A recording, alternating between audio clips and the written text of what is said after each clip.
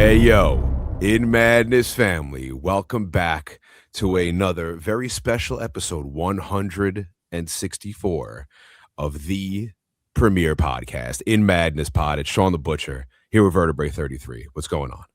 What's happening, Shawn? 164. You've tolerated me for, 163 episodes if you walk out. Yeah, we'll see. This could be the end of it all 164. right here. This could be the last one ever. This is when the band breaks up. Make sure you follow us on all the socials at In Madness Pod. You can hit us in the mail sack with a email or a voice note, inmadnesspod@gmail.com. You can check us out on YouTube with our very special guests. No matter how you're watching or listening, make sure you like and subscribe, comment, give us the 5-star reviews. Check out the In Madness Spotify playlist, which I see Blood Vulture being added to at the end of this episode, perhaps a couple of more bands and songs. Happy In Madness Monday. If that's when you're listening, we drop a new episode every single Monday. Plus, we got badass guests from time to time. So make sure you tell everybody you know about this show. Spread the madness worldwide, and you can get a shirt and a mug if you really want to represent it. InMadness.com. What mug do you have this week, Vertebrae?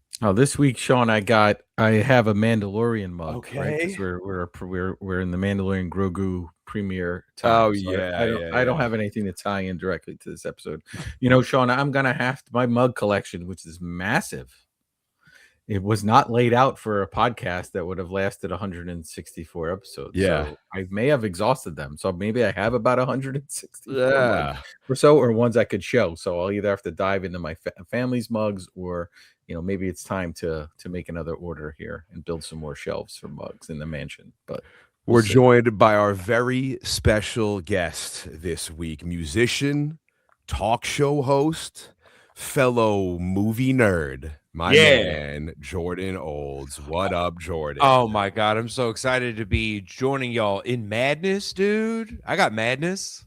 I got the madness. I got feel movie like madness. just from following you for so long, I feel like you'd fit here perfectly, and I've been wanting to get you on this podcast for a while. I'm glad we were finally able to make this work after many, many time shifts and changes. Totally. I'm glad we have arrived here.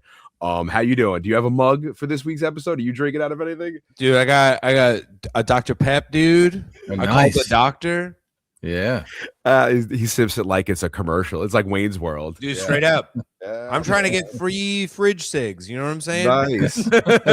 Well, thank you very much for joining us. We have so much we could talk about, so much I want to ask you about. I want to start right off with 2 minutes to late night. Yeah. Because this is how I discovered you, and it was mostly from the socials, because I was a frequent attendee of St. Vita's Bar in Brooklyn, New York, for all the concerts and everything. I was never able to see your show. I would always see the clips on the socials. Also, rest in peace, the St. Vitus for now.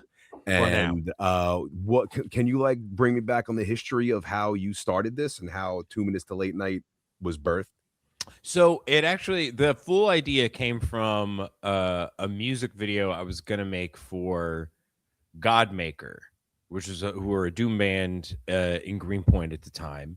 They fucking rocked. They hit me up to do something for really cheap, and the song was like 9 minutes, and I was like, what the fuck are we gonna do for 9 minutes? And the one night, me and my co-writer Drew Kaufman, we were roommates at the time, we stayed up late, and we were just watching clips of Rob Zombie performing on David Letterman. And it was we were just like, he had done it so many times, and every time it was so funny to watch David have to go, okay, their new album is called Le Sexorcisto, and then you cut to all the different versions of Rob, and it was always funny. And all these clips were uploaded VHSs that were all warped and weird, and I was like, we could do this for the Godmaker video. What if we made what if we made it that they're performing in a talk show, and we could shoot it it looks like an old 90s maybe public access talk show, and that'll give it a little bit of something, but it can still just be a performance video. And then I started coming up like we could make like the VHS look really warped, and like maybe it cuts and the host sometimes has like corpse paint on and whatever. And the more I like kind of created lore for the talk show, I was like, I kind of just want to make the talk show now, as opposed to the thing. And I was working at like a media outlet at the time, and I was trying to talk them into doing something with music, and they like they ordered a pilot from me. We shot it Sick. with Ben Weinman. Hell yeah. Then the head of the media company got fired, and we didn't know what to do with the episode. They didn't have any paperwork or anything, so we just put it out ourselves, and the rest is history. Yes, I loved watching the show clips. You always seemed like such like a cool, unique like persona that you had made for this character. Yeah. And I'd always see you at shows at St. Vitus. Did you have a favorite St. Vitus like memory or moment from that epic spot? Dude, I don't think I've ever told anybody this, but I think it's probably my favorite memory is probably the Megadeth secret show, because Drew and I were placed by like sound guy Nick Caggio. I feel like this Nick, yeah. Shout out to Nick, the fucking boy, fellow Godzilla fan, yeah, fellow dude. We got to get him together. But he put us in the lighting booth, and the pad was right there, and Drew and I just started fucking around in the lighting booth during the Megadeth set, and we were like, no one can see it's us or what we're doing, and we started just like changing the lights on beat, like with the drums, and apparently the team got so mad. Dave and the boys, I'm so sorry, they had to release the video in black and white. Wow. Wow. I didn't know they were taping it, but there's just like during like Symphony of Destruction, I would just be like, like it was really stupid. I mean, that's a risky move too with Dave, because I mean he's known to fly off the handle. So you were really, you're going for it. They brought their own sound guy. There was so much extra crew that they had. We were like, there's no way they know what's happening. So we were being little fuckers. The perfect gig for Jordan. Yeah, so many epic shows at St. Vitus. I remember seeing Gojira at St. Vitus, and then they opened the Paris Olympics. So just seeing a jump like that it's incredible. Shawn, I don't know if I ever told you this, but I remember, I don't know if you were there. There was a Decibel show, and it was Skeleton Witch was the headliner for that tour. And they arrive to St. Vitus, and there's a buzz that Chance, the singer, is no longer with the band. Oh yeah, because there was some sort of like incident on tour. Yeah. Now they're the headliners, and they're about to like really make that big jump. So they go on with no singer, and they just play their songs, and the crowd just sings along to these Skeleton Witch songs, and it was absolutely incredible. What an amazing moment! And they turned something into something that was really. Midday was like really awry, and everybody didn't even know what to do, and they weren't even sure if they were going to play, and that was their moment. And they since got another singer, and I think I don't even know if they still play. They kind of, the pandemic, I think they're one of the bands that kind of hit hard, and I haven't heard anything from them in a while, Skeleton Witch. But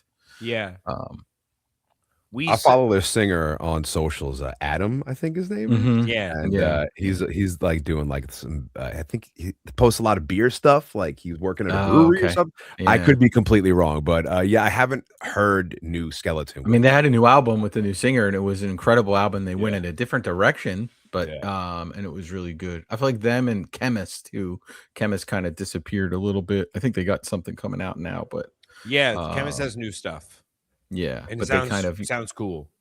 Oh, nice. Oh, that's awesome. Yeah, I did a couple shirts for Chemists, so it's cool. I'd love to do more art for them. But so Guarcinio Hall, did you give yourself this name? Other people give you this name? Yeah, we were like coming up with like talk show host puns like Dead McMahon and whatever. And like, we just thought that Gorsenio was the fucking sweatiest, stupidest one. So we were like, it's got to be that. It's got to be Gorsenio Hall. And it led into like us doing, like, I think one of our first like bigger sketches was like Guar suing us. Comedian Kyle Kinane like played their lawyer. Very cool. Yeah.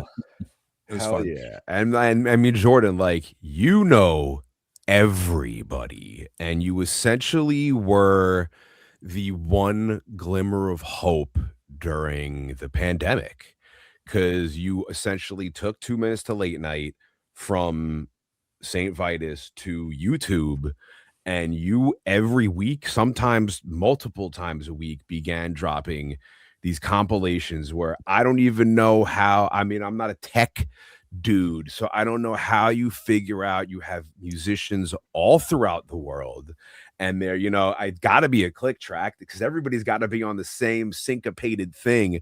But you get not just like a band together, you get different members for every single cover song that you do, and there was nothing going on, and you were just like boom, boom, boom, boom, boom. So just to have that as something fresh, I'd be talking about it all the time during my show on Liquid Metal. I was like, there's still something happening. There's a heartbeat for metal happening on YouTube, and it's you doing it 2 minutes to late night. How did you do that? How did that come together? What was that like for you? So the end of like regular 2 minutes to late night episodes would always be us like playing some kind of song with whoever the couch guest was, like, because that was the like when we weren't selling it to a metal audience, like we were just telling people like it's a talk show, but the couch guest is also the musical guest. Like that's how we would talk about it to non-metal folk. But there were a lot of people who really wanted to be on the show. An example would be like Chelsea Wolfe, but she like never, it's so hard sometimes to be like, hey, when are you going to be in New York not doing your own show and like available for like 4 hours or whatever. So she had, since like year one, was like, I want to come on the show and I want to do Crazy Train. And we were like, this sounds fucking awesome. And how all the performances would work would be that like either me or Steve would put together like a demo for how the arrangement would go. And then everyone would kind of learn it. And Steve pitched me like, oh, we should do like Crazy Train in a minor key for Chelsea because it'll be kind of like fun. And then because it was minor, I came up with this idea of like, oh, we can, if you shift the Crazy Train riff, like it sounds like Halloween by John Carpenter. So we were like, we should do a Halloween intro of the Crazy Train riff. And we had this demo ready in like 2017. And we kept trying to like schedule. We were like, we'll shoot the episode during the day to like get Chelsea there. We couldn't pull it off. And then we were like, okay, let's try like pitching a thing where people can like record parts to covers at home and like we could maybe edit them together. Like this was in 2019 we started talking about this, and we were like, let's do some sample before we bug Chelsea about this. So let's do some samples. We were like, we'll do Weird Al's Dare to Be Stupid with a couple of pals, and we'll do AC/DC Riff Raff. And those were the first. We were like, they're kind of simple arrangements, and then we can see if this is anything, if this is exciting. And if you see both those videos, me and Steve are both shooting in my apartment. Like you can tell what was shot pre-pandemic because of that. And so we had those in the bag before March happened. So we had that. We had something we shot at St. Vitus, and we had plans for all of these other songs. And then when the pandemic hit, and we put Dare to Be Stupid out, and people were like, this is fun as hell. And everyone who had ever possibly wanted to be on the show was like, I'm home. I saw you did that. Do you want to do something? And so we had a big head start on everything since we had already been planning how to do this. And I think that that's why, since we had a structure for it and all of these demos and like a real guide of how to put these together, we were able to be off to the races, have good mixes, and we could focus on like, let's edit this footage together in the most interesting way possible. And that's all Drew, my co-creator, like him being able to take some of the worst cell phone footage known to man, like worse than a Motorola Razr, and figure out how to make that look fun and be entertaining and spliced in with like crazy movie clips or whatever. I think it really helped like that be the most entertaining it just was. I don't even treat it as like a pat on the back, but it was the most entertaining version of isolated covers because of that. I couldn't believe the rate at which you were hammering stuff out. Again, everybody's home, but the work that it takes to get it all together and mixing and editing and sounding so good, but like you were just on fire. And I was like, thank God there is still something happening just to talk about and have you check this out, check out the new cover. What it was just so great to have that. But how long have you been like playing music for? How long have you been jamming for? Music was a big part of like my like upbringing, but I feel like it wasn't really encouraged by like my parents. Like I got a Jewish mom from Queens, like she's from Bayside. She's like, no, you got to be a doctor. What are you kidding me? Lawyer, yeah. What do you mean? You're not allowed. How are you gonna? It's just so it just didn't seem feasible. So I would just like do music kind of on the side. Like I had like bands in high school, always just like with my friend. They never really went anywhere. I then got, I got excited about film in high school. Like there was a film class in my high school, in my fucking public high school.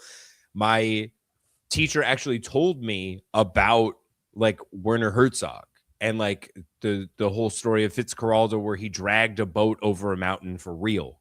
And I was like, that's insane. And I kind of became a film nerd then. And then I go to film school and I kind of don't pay attention to music for a long time.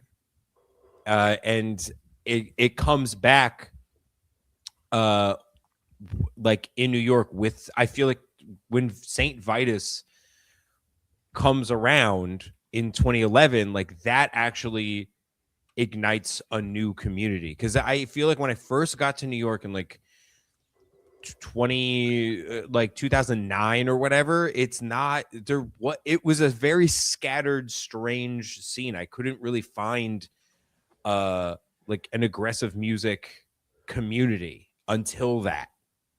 And I think that reignites all that business. And I think I was also doing stand up at the time, and so 2 minutes really brings my musicianship like to the front, and the comedy and the film, everything. It's an amalgamation of all that, which is really cool to see that all come together.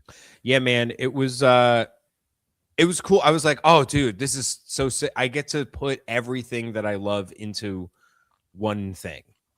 It's not scattered. Now my interests are all scattered and and stuff. But with 2 minutes, it was all in one spot, and it was awesome. Loved it. I asked Shawn if you were going to come on with makeup on. And Shawn, and I was like, I don't care. Like, it's 3 PM. The sun's still up. I feel like the makeup's like a nighttime thing. It is a bit of it takes an hour and a half. Like it's so. The lines, like all the little lines, crazy. Yeah. You get a whole new respect for Kiss, I guess. Dude. The first time like going to a festival and them not understanding that I have to like put a little face on, that was like having to like turn my phone camera around and like do my makeup in a bathroom Stress. with a phone. Dude, insane. It's crazy. This is why the Euro festivals like have crew members who are like, how long do you need for makeup? They're always ahead of it there for sure.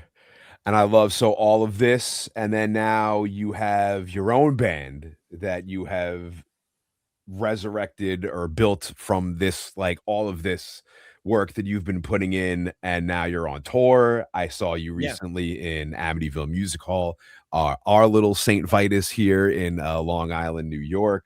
Blood Vulture. Shout out to Blood Vulture. Tell me how this births and this idea happens and comes to be. So this is that I had never like written serious original music before, and a friend of mine who his name is KW, he was in the band Vile Creature, and he does Prepare the Ground in Toronto, which is like essentially Canadian South by Southwest kind of thing, but for like aggressive cool music. Just sat me down one day at a show and was like, where's your band? And I was like, oh, I don't have one. And he's like, no, I know, dumbass, but like, why don't you have a fucking band? And I gave him a lot of reasons. I was like, I tried a lot when I was younger, and I feel like a lot of people experience this, where it's like you start a band, you write a demo, you play 3 shows, the 2 people get in a fight while recording the demo, and it's over. Done. And like, dude, it happened.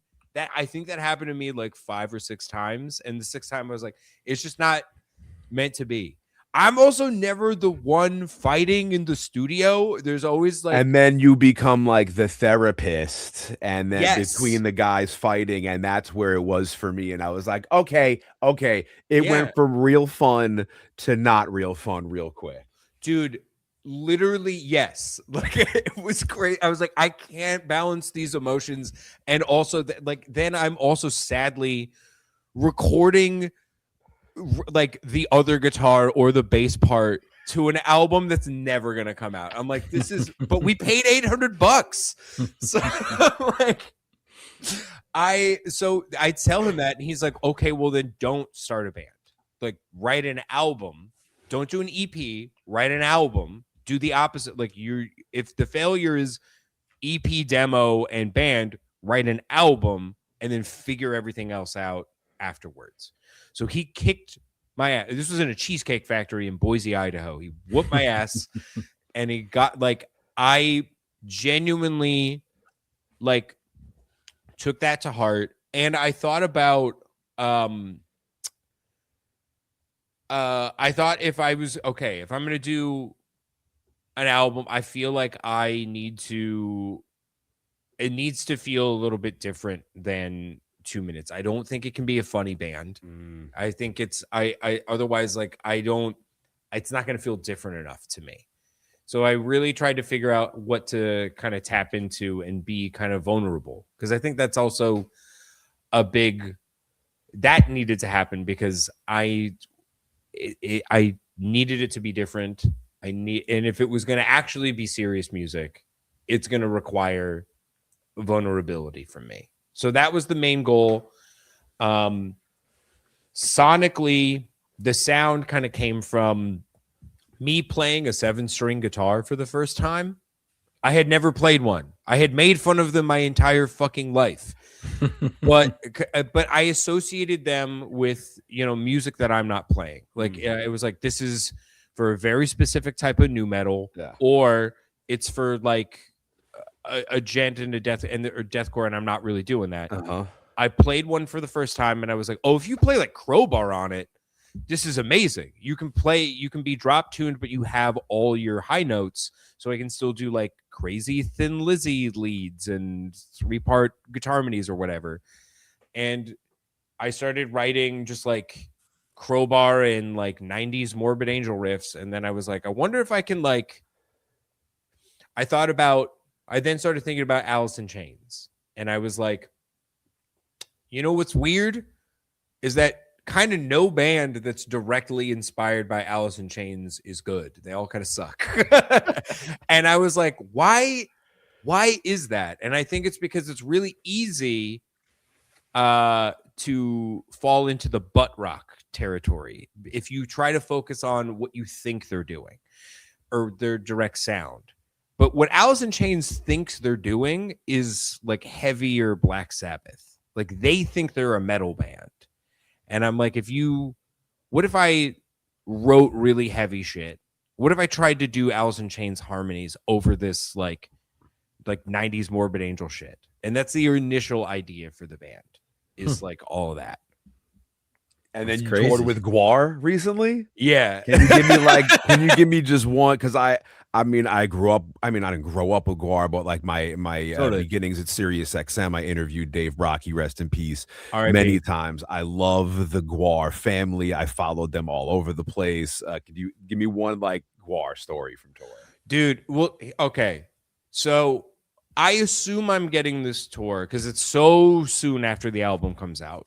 And I'm like, this is a favor. They know I'm the 2 minutes guy, and I'm getting this, like, this is a pity tour. Midway through the tour, like, they're very polite, very cordial the whole first half of the tour. And I'm like, okay, cool, sweet. Midway through, they realize that I'm Guarsenio. All of it changed. We all start talking like every day. They're like, oh my God, crazy. And then they asked, we then made a plan to do like Guar killing Guarsenio on the last, like at the Virginia show. So it was the first time I had done the makeup in like a year. We did an onstage bit. We sang Sick of You together, and then they killed me. And it was a dream come true, dude. Took the words right out of my mouth. Yeah. The tour was fucking awesome. It was a real chaotic mix. Like every band was so different. It was us, and then it was the fucking Dwarves, and then Helmet, Guar, and it was bananas, dude. Like I love all of those bands. Like I was like, we are such a fucking sonic weird fit for this, but we are gonna make it work. We like adapted the set to like fit with all those guys. We ended up really getting along with everybody. Like Nick Olivieri was playing in the Dwarves for this run, and that, like, dude, I'm such a huge Queens of the Stone Age guy. Like Songs for the Death is like, dude, number 3 rock album of all time. And for a couple of shows, like, dude, we just played Millionaire with Nick on vocals. It was fucking sick. Great song. I was like, what the fuck is happening right now that we're doing this? Like, dude, it was sick. I love that you get those opportunities, man. And you worked your ass off for it. You deserve to be on stage getting killed by Guar as your character that pays tribute to Guar in the little name. Yeah. How did this crowd, this Guar crowd, because sometimes you end up at shows and they have a very specific crowd, right? You've got Slayer shows would be like this too, and opening acts sometimes would suffer on Slayer tours. Yeah. What was the reception in the beginning? Were you a little like kind of nervous? I know it's a cool tour and you're excited to be a part of it, but you like, we're in the deep end now, and now we've got to figure out a way to change our set to maybe fit this audience that's showing up a little bit? Or did that come in mind, or just like, we're gonna do our shit and see what happens? So I feel like we were prepared, like, and we came in with ideas of how to approach the crowd. And we thought about this also because we did a small run with Thursday before this. So we were like, okay, the big tours of the year are fucking Thursday and then Guar. We have to figure out how to play before both of these bands. Right. And for Thursday, I was like, okay, this little tour is to lead up to Thursday playing like MetLife with My Chemical Romance. Jesus. So crazy. That's insane. Yeah. But we were like, okay, we're a vampire band. kind of My Chemical Romance started as a like Ink and Dagger like tribute kind of thing, and their first album was made by like Jeff Rickley, who's now the singer of like Ink and Dagger. So it's like, okay, we're gonna find connective tissue through that. And so we built a set where we got to talk about, you know, like I talked on stage about, it's like, hey, we want to, like, we're all here because Jeff Rickley a bunch of years ago took a chance on a Northeast vampire band, and we want to thank him for giving another Northeast vampire band a chance. And then we like talked about Ink and Dagger, played a little bit of Ink and Dagger, got the kids into it. We put little, like, I sang a little bit of an MCR song in the midst of like one of our songs that got the kids. And I realized, like, okay, we'll do the same thing for Guar, and we'll just kind of adjust the set. Like, you know, at the time, Brent and Tompa had just passed away. Rest in peace. Rest in peace. So we threw in like mini covers of Mastodon, of like March of the Fire Ants and Slaughter of the Soul into that. People got into that. Sick. Dude, just putting like tiny pieces to teach your audience how to listen to your band, I think is huge. Because you don't, if no one's heard you and you're presenting, like, you also know how it feels to see an opener at like on a 4-band bill. No one's super excited, so you gotta get them in some way. You gotta get them with something that they know, and then kind of go from this there. This is like $1 million advice that Jordan is just giving away here. He's just giving it away. This pod. You know, I noticed too on your Instagram, Dunnable Guitars, and so I have a little connection with Sasha from Intronaut days, because I did tour merch for them for a little while, and when they opened for Mastodon, I think it was them, Mastodon, and Kylesa, I think it played a few shows in the city. Great dude. Sasha was the best dude, the nicest guy. I haven't seen him in years, but I loved when he then started doing this guitar thing, and it was like, it started small, and then it was like I blinked, and it's this huge thing online, and with his name on the guitar. Pretty amazing, dude. He makes the best guitars, and I like he started making guitars for Mutoid Man like right as we started 2 Minutes to Late Night. So we all got on that bandwagon because the guitars were just, they sounded incredible, and it's the smartest idea. Like, the biggest complaint about Gibson guitars, is just the tuning stability. Everyone loves the sound, but they're shorter. Like, it doesn't matter. They don't tune as well as other guitars sometimes. So he fixed that by just like making the neck a little bit longer, so it works better with lower tunings. You still get a Gibson sound. The tuning is just more stable. So heavy bands are like, holy shit, let's go. Yeah. And so it just kind of was a slam dunk. They're beautiful. They look simultaneously like they're from the 40s, but also a Jetsons future. Which makes them feel kind of timeless. And I started working with him about 2 years ago because he was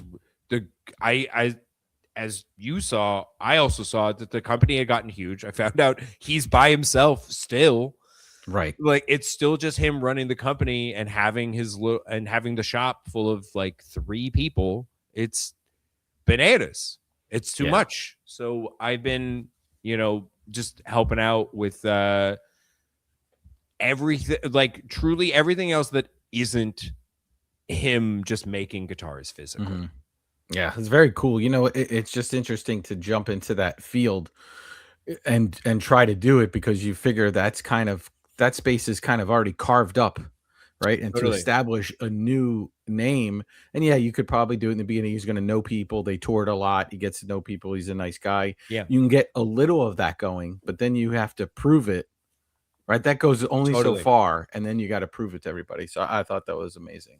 But very and cool. he has, man, like everyone is.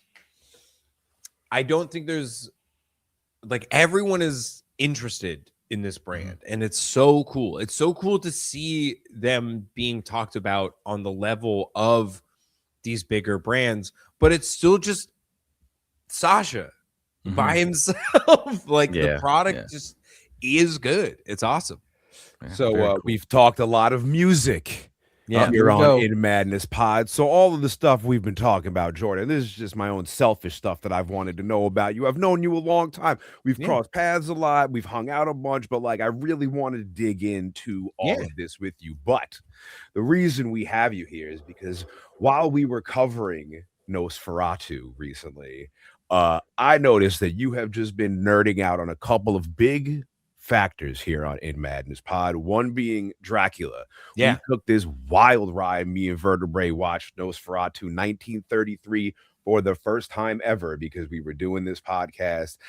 We've had that going on, and also you are a big supporter of the local library, which we always pump here on In Madness Pod. So please tell me, you're in a Dracula themed metal band, and you are a huge Dracula nerd. You've been doing this like Dracula tour on Instagram, just watching all these movies and supporting the library. So tell me more about that. So yeah, the idea I feel like any other time in my life, I'm not fucking starting a vampire band. I'm like 5'8". You got to be a typo negative guy. You can't do that. So, but I have a few years ago, I had just moved to the Hudson Valley. And I like moved into like an old Victorian house, and my library was like down the street, and there's just like this reading nook in the house where my dog likes to sit, and I was like, I gotta start reading books in this window. And I went to the library for the first time. I got a card. It was my first time in years, and I was like, you know what I'm gonna do? I've never read Dracula. I'm gonna read Dracula.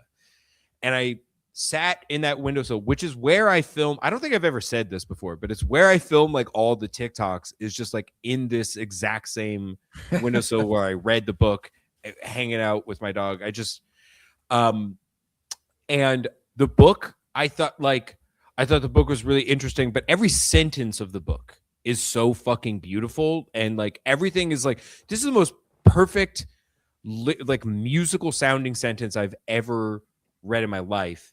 And I feel like that language just started to just start writing down words and terms that I really loved from the book, and that naturally just made its way into what would become lyrics.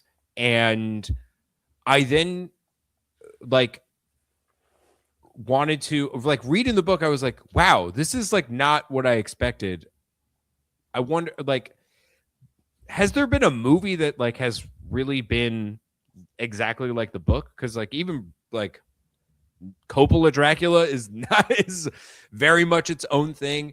And I got curious and kind of made up a little homework assignment for myself, where I was going to check out every single movie adaptation of Dracula that's not like the sequels or whatever. Like I have seen a bunch of those, but I was like specifically adaptations of the book, and I'm going to watch all of them, because I think there's definitely gonna be something like interesting about each of them, and it'll all have like a different influence. So I watched, at the time when I first did this, there were only like 2 Nosferatus. And all like I've seen everything, including like this cinematic filmed ballet version of Dracula. I watched 12 Dracula movies, and I feel all of them influenced the final Blood Vulture product in their own way. And I decided a fun way to promote the library and also give insight into my kind of creative process would be to kind of talk about each movie. and like how it differs from the book and sort of like the history behind it. Because like we're talking like almost 100 years of art, like and like different, like it's fun to talk about adaptation in this space. And yeah, it's been I've now for the TikTok series, like I'm just rewatching all 12 again. So Nice. I've now seen every Dracula adaptation twice, at least. And all of them I think are so fascinating. I think the most fascinating thing is so far is the Dracula love story that everyone knows about, like from the Stoker movie. Like he had a wife, and then she's becomes a reincarnated love, and he's trying to reconnect with her at that time. That is not from the book. Mm-mm. It is the plot of The Mummy, but specifically it's the plot of the show's Dark Shadows. And the first time a Dracula movie does that story is a fucking TV movie directed by the Dark Shadows guy starring Jack Palance. That's fucking insane. That happens in almost every Dracula movie after that, just does that. And people are like, yeah, Dracula, the book, like Luc Besson thinks that love story is like in the book. It's insane, dude. Yeah, that's what happens when they remove themselves from the source material so far. We did Nosferatu on here. We did a deep dive on it. Sean's going to guess what I'm about to say to you. We had a guest on this podcast, one Stephen Graham Jones, author, world-renowned author, who wrote a book last year called Buffalo Hunter Hunter. And if you want to read a book about a Native American vampire, and you want to be moved, Jordan, and you want to get sad, and you want to get enlightened, and you want to get brought to a moment in your life, read this book. It's probably going to win the Bram Stoker Award for Best Novel of the Year, which is in like a month, I think the awards are. What's the book called again? Buffalo Hunter Hunter.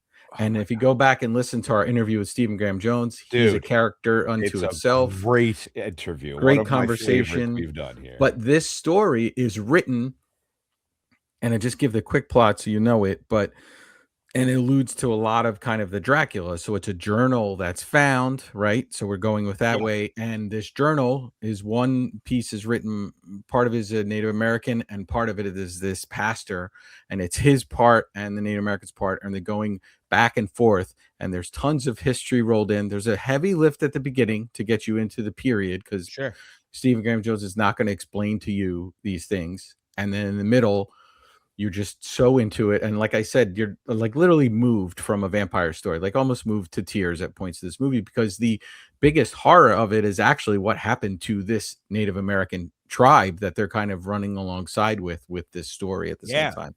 It's supposed to be adapted. Remember, Shawn, he told us, and he said the guy who will play the main character was somebody who we would guess would be perfect for it. So Shawn and I were trying to figure that out. We'll hope to have him on again down the line, but do yourself a favor, get to that library, get to that Nook, and read that book. I was literally going to say, I'm like, dude, that's a Nook read for sure. Sure. If you leave this podcast with anything, it's read Buffalo, that book. I just wrote it down, dude. Buffalo Hunter Hunter. Stephen Graham Jones, huge Black Sabbath fan also. Dude, fuck yeah. Okay. Yeah, he's one of us for sure. Yeah, hell yeah, dude. So yes, we're also huge supporters of your local library. Go visit your local library. But most importantly, all the conversations I've had with Jordan, all the times we've met, all the metal bands we've seen together, watching Baroness, watching Gate Creeper, doing all these cool things, watching you do the Dracula stuff, seeing you do 2 Minutes to Late Night, going on tour, Blood Vulture. But what really made us kindred spirits, I think, is this Godzilla bond. Yes, that we somehow discovered on Instagram. You have like the same poster hanging up that I do, and I saw the poster and I was like, Jordan, are you kidding me? Yeah. So yes, anybody who listens to In Madness Pod knows I'm the Godzilla dude, and I ask every single one of our guests, are you a fan of Godzilla? I already know you are. Tell me your history with Godzilla, favorite movies, anything you can, please. Dude, yeah. So I feel like I grew up just like I was a dinosaur kid. It's the 90s, you know what I'm saying? Like they were everywhere. Probably because I think like at that time they just had discovered a lot of stuff about dinosaurs and like all of it was sick, and so it was just in a lot of media. And so like I was a Jurassic Park guy. I like had known about, there was like a Godzilla cartoon show, I think, growing up. And I remember they teased the like 1996 Godzilla or 1997, whatever, one of them, 96 or 97 Godzilla, like a year before it came out. And the trailer, the movie isn't good, but the trailers for the movies were so exciting. I was like, I can't believe it. Like the vibe was crazy. And that year, I feel like I wanted to see, I was always this, I'm still this now, but I wanted to see every like Godzilla movie. So I would go to like the indie video store that was near my house and check out every Godzilla movie. And there's so many. And like my brother was getting sick of them. He was like, dude, I can't watch like another one. I'm like, I don't care. Get out of the room then, Brett. I don't give a shit. And I just, I feel like I particularly connected with like the Heisei era because it just like I think the puppetry is so impressive and cool, and it has a great vibe. So probably my favorite Godzilla movie is Biollante, because it kind of feels like Godzilla David Lynch. It's great. It's a really weird one. That and Hedorah from the original run. And like I also love like I love like a cyborg thing. So I love Mechagodzilla, and I love the weird time travel Ghidorah one where Ghidorah has like eventually has like a metal head, middle head. You're a big Jet Jaguar guy, dude. Yes. We did a whole episode on Godzilla vs. Megalon here on the pod, which is it's just one of my personal favorites. Just one I had the 3 VHS I had where I had King Kong vs. Godzilla on VHS, Godzilla vs. Megalon. And then, I mean, my mom just recorded every single one off Channel 11. I still have them right here on VHS. So it's got Godzilla Mothra, Godzilla Terra Mecha Godzilla. Some start in the middle of the movie, like just golden. Yeah. It's just such a forgotten era that I wish still existed. And I like even watching old commercials. It's like, oh, this is so cool. Yes, so dude. Cool. It's it's so fun, and I think it's so interesting to watch. Like I love like the original Godzilla is a genuine is an actual masterpiece. It's a horror movie. It's a horror movie. It's a horror movie, but it's also so it's like it's so connected to the people and the experience of like post World War II Japan, and then you see how their relationship through this character changes throughout all of cinema, and but there's context of the like, even though they get a little bit sillier and lighter, but there always is like the perspective of Japan at the time, which I always think is so interesting. It's a really cool like you can learn about the vibe of the entire country just through the context of the Godzilla movie. And I think that I love all the things that these movies can be. Like you can have something as silly as like a Monster Island all out attack deal. You can have something as weird as Hedorah and Biollante. And you can have a -1 experience where my wife just had never really participated in Godzilla, and then she's crying. one of our favorite films. We also covered that here on In Madness Pod. I'm Hell very yeah. excited for -Zero coming out on Godzilla's birthday this year, November 3rd. I think it's like the day before Godzilla's birthday or something, or maybe it's on his birthday. I cannot wait for -Zero. Cannot wait.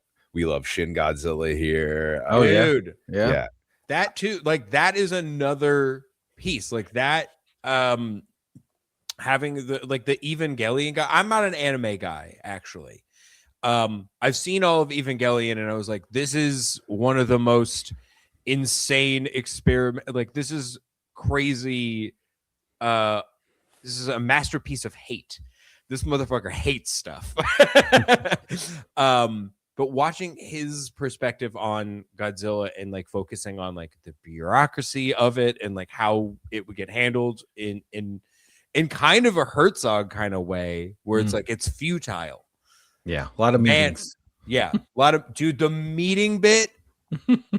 Like we have to go to a different room for this meeting, and it's like, oh my god, people are dying right now when you're switching rooms for meetings. So funny, dude. It was crazy. It kind of gives me PTSD of corporate America, and just like, have a meeting here, go to this room. Wait, who are you guys talking to? I love when he's like, get this done and get this done, and then three guys look at each other and they're like, who are you talking to? Yeah. It's insane. It's so good. It's an incredible movie. I love that you have a Dracula vampire themed metal band. I hope Godzilla makes his way somehow into Blood Vulture. I feel like there is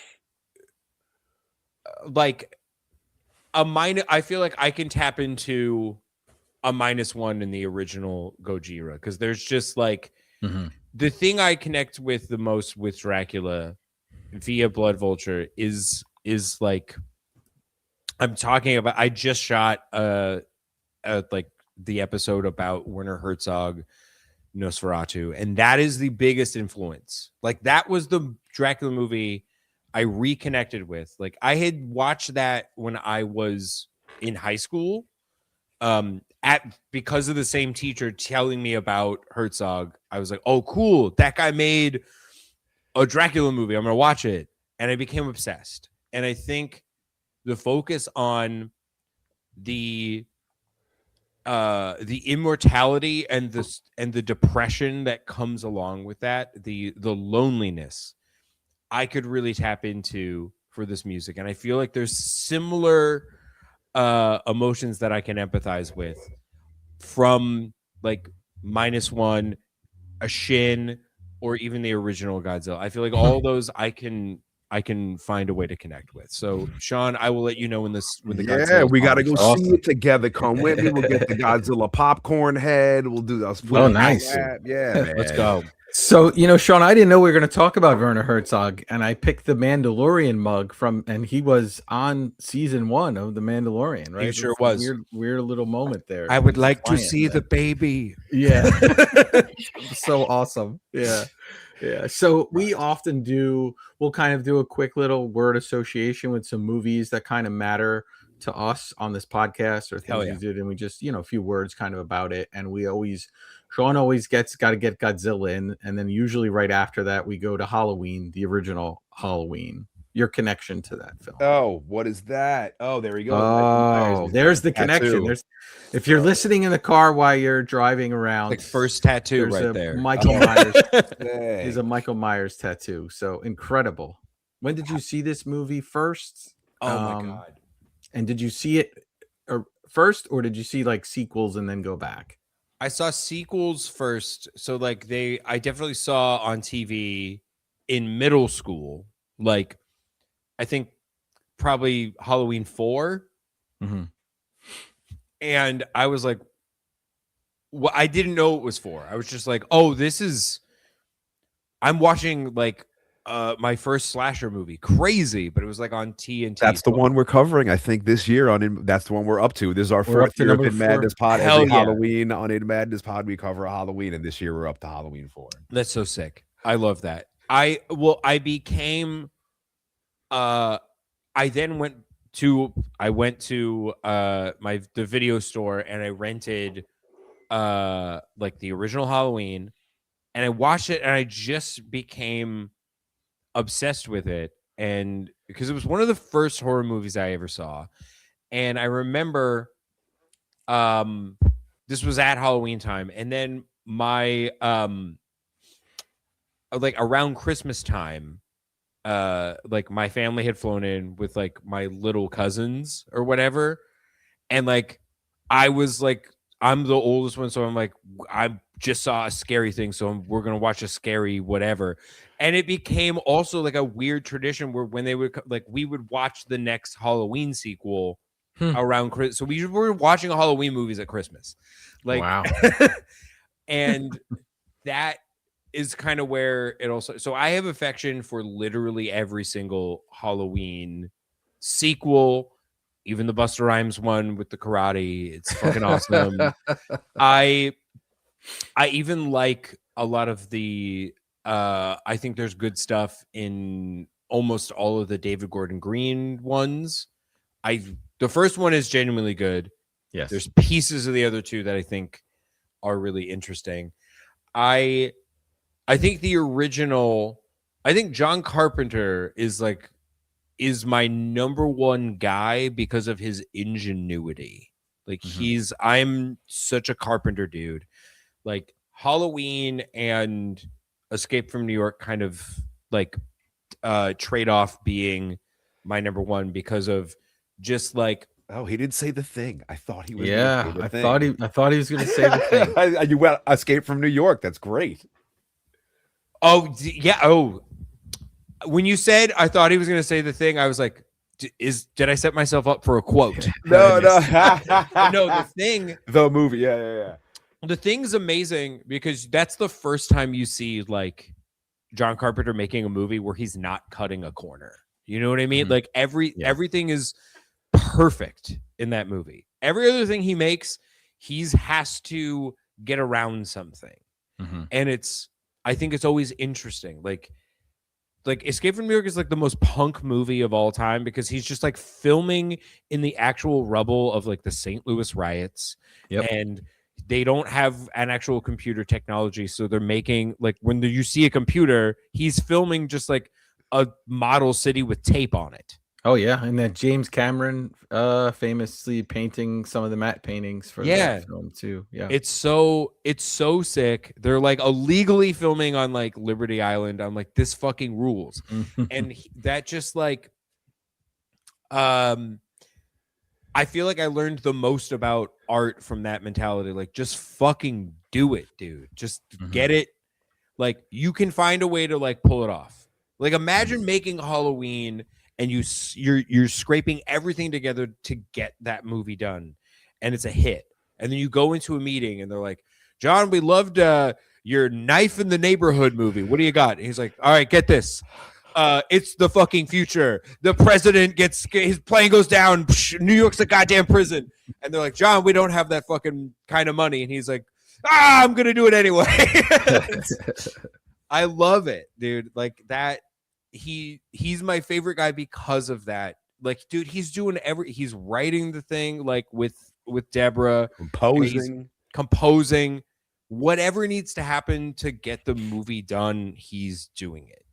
And I think even when he falls off in the late 90s or whatever, I think it's truly that he's running out of tools that he understands how to do. I think you gave him CGI and he's like, I don't understand the concept of like how to apply this to the way that I make movies. It feels like it's just a fix-all. And I stand by, like, I think Escape from LA on paper is a good movie, but there's just stuff. It is a little too wacky, but I do love I have seen it multiple times. Great soundtrack. The White Zombie song on that soundtrack is a banger. Well, I think it's there's stuff that just didn't translate from the page. Like, number one, I don't read the ending of that movie as like Epcot Center. I didn't realize that until the fourth time I watched it. I didn't realize they're supposed to be fighting in Disneyland. I was like, oh, okay, crazy. And then everyone brings up the shark, right? The shark coming at the thing and like, that's the fakest fucking looking shark I've ever seen. What I didn't realize until the fourth viewing was there's a Universal Studios sign in the water, and the shark that's supposed to be jumping at the submarine is Bruce from Jaws. It's not supposed to be a real shark. It's the ride still being active, but the CGI is so bad that you don't know how to process that it's even a fake shark. Like, you're like, why does the shark look so fake? And John is like, well, it's supposed to be fake. It doesn't translate. But it's a good idea. Like, that shit's that's a good bit if I understood how to, if it made sense cinematically. But great example. We're getting one step closer to having John on, right, Shawn? His wife, Sandy King, is a close personal friend of the podcast. I get her every year at Comic-Con. I run up on her with a microphone. I'm like, can I please talk to you for 5 minutes? And she never says no. So for that, I am eternally grateful to Sandy King. Shout out to Storm King Comics. Straight up. Yeah, absolutely. Perfect. The best part about that, Shawn, is I am manning my booth every year. So I have never met her. Vertebrae never meets her. She's been on the podcast 4 times. Vertebrae has never met her once. 0 times I've met her. So that's hilarious. Dude. So the one time I like cosplayed at a Comic-Con. We were right. Okay. You were with Mutoid Man, right? Because that one time when you guys jammed, I think me and Vertebrae were the booth. Vertebrae, remember this was years ago when we were on the other side, and that one time we're like, "Is there a fucking band playing right now?" It was Jordan. Oh no way! We got kicked out immediately. That's crazy. I've had a booth there. Oh, Shawn, what is this? This will be year 14 for me. I started with Metal Sucks and Metal Injection. Hell yeah. 14 years ago. We did it for a few years. Those guys realized there was no way they could keep up with it and we'd be exhausted by the end of the weekend. I stuck on by myself, and now I'm in aisle 1 next to our buddies at Mischief Toys, and we have a fantastic time. But yes, I do remember that year. It's funny too, I have a Mutoid Man shirt actually with this like spider on it. Yes. I know exactly the one. It's gray. I forget that the Sailor Moon outfit counts as cosplay. Okay, the first time I cosplayed at Comic-Con, I was like, my girlfriend at the time was like a big like cosplayer. Like, she was like really into it. And I was like, okay, I will, like, I'm gonna get into it too. And I had hair that was just a little bit longer than it is right now. And I was like, okay, I think I could do a good Snake Plissken. And I went like all the fuck out. And I used to work at a comic book shop, and they had a booth, and they asked like, will you help us out like part of the day? And I was like, yes. So I went to help at this specific booth, and we were right the fuck next to Sandy's, to Storm King Comics. And Sandy like came up to me and was like, I'm John's like wife. Like, this is crazy. And like, she took a picture. Like, we took a picture together. It was fucking awesome. She's the coolest of all. Like, we were friendly the rest of the day. She was the dopest. That's great. There's 3 people on this podcast, and only only one of them has. We'll get you there. Here's the problem. I cannot leave Shawn alone at the booth that long. I don't know how to. He's like, oh, somebody he can't do the machine. Large, he doesn't know the prices. $35. I'm like, dude, I just came here to eat edibles and do interviews. Totally, man. Yeah. Give him another movie, Vertebrae, and then I'll ask him one more question. All right, one more movie, The Exorcist. Oh, dude, I love Max von Sydow. At like being the thing I associate the most is Max von Sydow being put in old age makeup and looking exactly like he's gonna look when he's an old guy. That is such like I feel like the first time I saw The Exorcist, it's like post Minority Report, which I actually am going to see later tonight. 35 screening underrated Spielberg and Cruise banger, but I loved that movie growing up. And then the first time I see The Exorcist, I was like, how is this guy from 2002 also this old in the fucking 70s? What is happening? Yeah. Crazy. It was a mind fuck, but it's also like, dude, Friedkin, all bangers, mostly.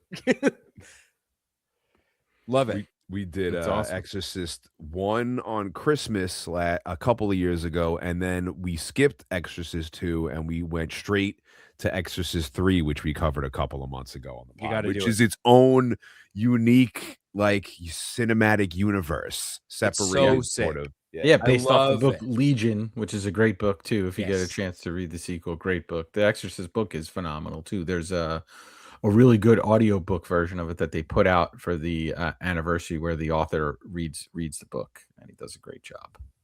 Hell yeah. Very cool. So I think we already have the answer with the first tattoo, but maybe it's different. I ask every single guest we ever have on In Madness Pod, my man Jordan, 2 minutes to late night, Blood Vulture, Arsenio Hall. What is your favorite scary movie? I think it's probably Herzog Nosferatu. Actually. Oh, okay. So it's not Halloween. Okay. It's not Halloween. Okay. I'm glad it was a different answer than I thought. Well, you know what it is? Like, this is my first tattoo. Like, I love Halloween. I love it. But it's also like, I don't know, my taste. Like, I've also always loved, as I've gotten older, the more I've watched like Herzog Nosferatu, I'm like, I fuck with this existentially. Like, it's so my shit now that I am a near 40-year-old man. Making us feel old here, Jordan. I love that was your answer. That's very cool. Yeah, we've been heavy on the Dracula thing. We did Nosferatu. I did the Bram Stoker Dracula. We had a whole like month-long Dracula festival here. He showed up on the podcast a couple times. Oh yeah, we learned Vertebrae has a new impression. We never thought that all these years that Vertebrae would be the impressions guy.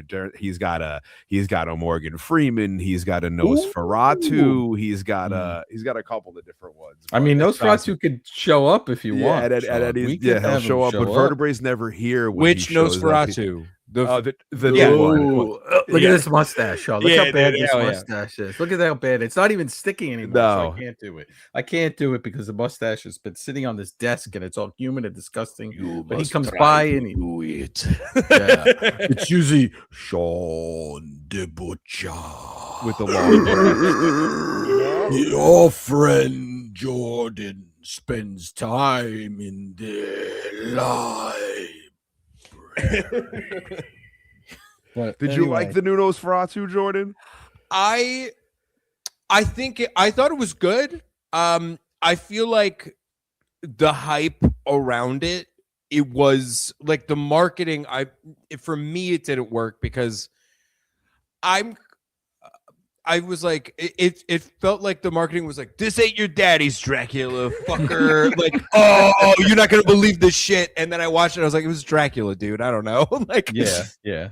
He was like, you're not gonna believe how Dracula it is. I'm like, I am. It was very much Dracula. Yeah. I was like, dude, you just kind of. I think I expected it to be like really subversive and crazy, and it's like, yeah, you showed me a rotten little wiener and dropped a baby on the floor, but otherwise, Dracula, dude. I don't know. Yeah, we covered that a couple months ago. I still love it. I love all that dude's movies. Lighthouse, The Witch. I'm a big Bob Egg guy. Yeah, Bob Egg. Oh wow, you're that close. Egg. You get to call him Bob Egg. Bob Egg, dude. Yeah. And what'd you call Billy Joel? William Joel. William Joel, dude. Your stage banter is classic. Right. Jordan, what do you got? What do you got to promote? What do you got coming up? You could tell the In Madness family about. Where can they check you dropping? Out? We're gonna drop it. So in like 2 Mondays from now. 2 Mondays from now. So at this point, we will have just finished up touring with Final Gasp, and we are now on tour with Pallbearer, going from Prepare the Ground in Toronto to Milwaukee Metal Fest, which will be a lot of fun. Pallbearer One of my favorite bands. Big inspiration to the Blood Vulture sound, so much so that I heard their new album Mind Burns Alive, and I was like, whoever mixed this has got to do my album, because he gets it. Like, he gets the texture. So Mario Quintero from Spotlights mixed Mind Burns Alive, also mixed Die Close, the Blood Vulture album. I'm so stoked to be out there, like, with it. It's awesome, like, to have a challenge to play for an audience that, like, is a complete sonic misfit. But it's awesome right now to be on tour with, like, the exact right band for us. That's cool. Very cool. It'll be cool. And then we got Clutch in the fall, which will be on fun. fire. My man Jordan is never not doing crazy cool shit, and I love seeing that. And I love that you were a guest on this podcast with us, man. Also, wait, yeah, at this point, a new 2 Minutes cover has come out. Hey, we'll be posting it. We're going to post We'll post it, everything yeah. on the In Madness socials. I'm going to be tagging you, but let people know your socials, all the socials they should check out for the band and for you. Yeah, at Blood Vulture Band on IG. Also on TikTok, like the Dracula videos are for TikTok specifically. I respond more on that. So go to the BV TikTok. You can follow 2 Minutes to Late Night at 2 Minutes to Late Night. If you want to see all my normal shit, but, like, also pictures of my dog, at Wiener Herzog.